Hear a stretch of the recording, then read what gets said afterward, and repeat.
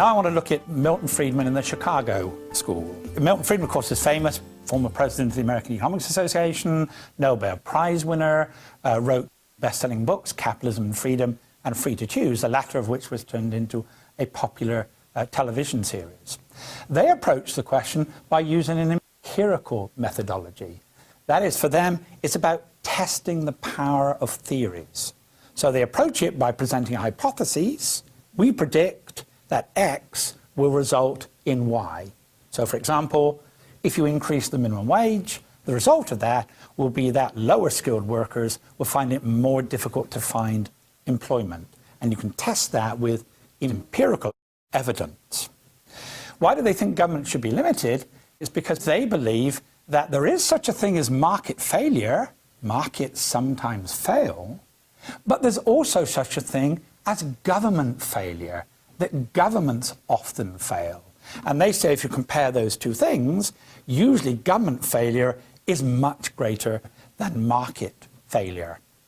So whereas what happens in so much public debate, politicians identify a market failure and therefore assume that a perfect government can come in and solve that problem.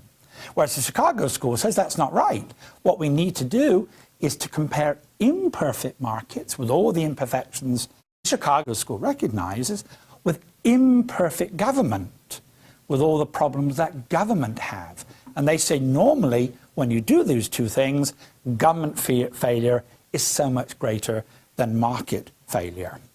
So what there is a gap between the intentions of policymakers and the actual results and consequences of what they advocate.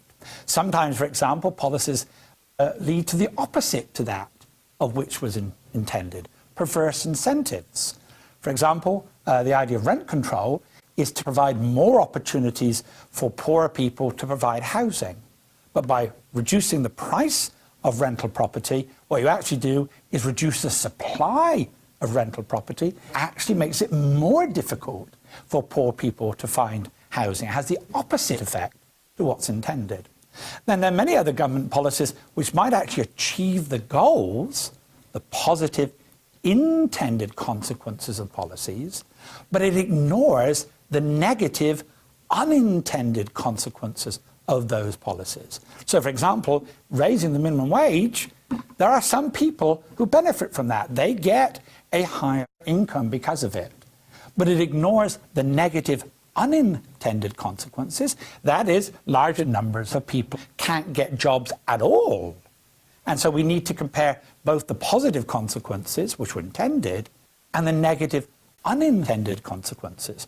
And the Chicago School argues that normally the negative unintended consequences are greater than the positive intended ones. But it's an empirical question. We have to examine what the evidence say.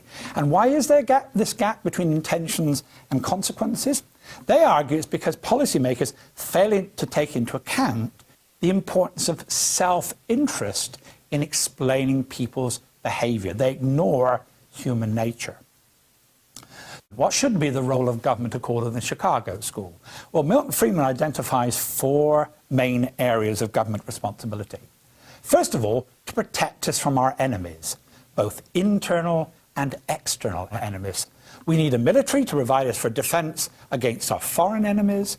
We need a police force that the government provides to protect us from our internal enemies, such as criminals. Secondly, government should provide the administration of justice in order to achieve peaceful reconciliation of conflict. Inevitably, if you live in a society with other people, we will come into conflict with each other. We would disagree about certain things. That's a contract, what the meaning of a contract is. Well, one possible way of resolving any sort of conflict is easy. We could beat up with the other person. Presumably, though, we don't want to live in a society where every time there's a disagreement, we try and have a physical fight with the other person. So we want some neutral arbiter that we can go to that is not connected with either side, and they will be an arbiter and say, yes, this is what the contract means. This means you were right and the other person is wrong. So it's the job of the government to provide these courts that we can go to. The third area that Friedman argues is that there are some things Not many, but there are some things that the marketplace, through voluntary exchange, cannot provide satisfactorily. And they take two different forms. First of all, what economists call public goods. This is not the same thing as being necessarily being good for the public.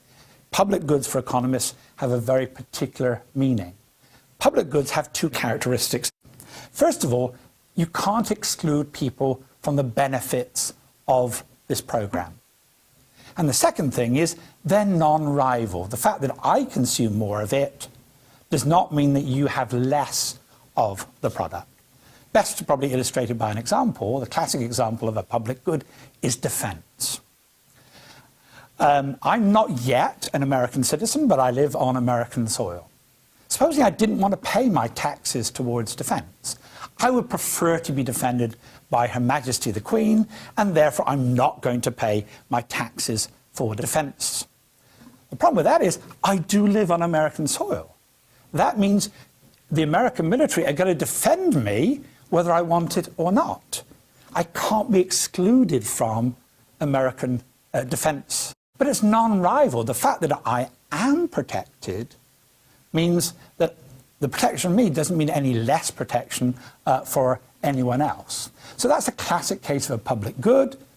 I could say, well, I don't want to pay for it, but I will still benefit from it, but it doesn't mean any less for anyone else. So if you left it, so it's not going to work in the voluntary system, people would simply not contribute to public goods. So it's an argument you have to have the government that provides to public goods. The second main area that Chicago School talk about are negative externalities. That is that when people interact with each other, it may have consequences for third parties.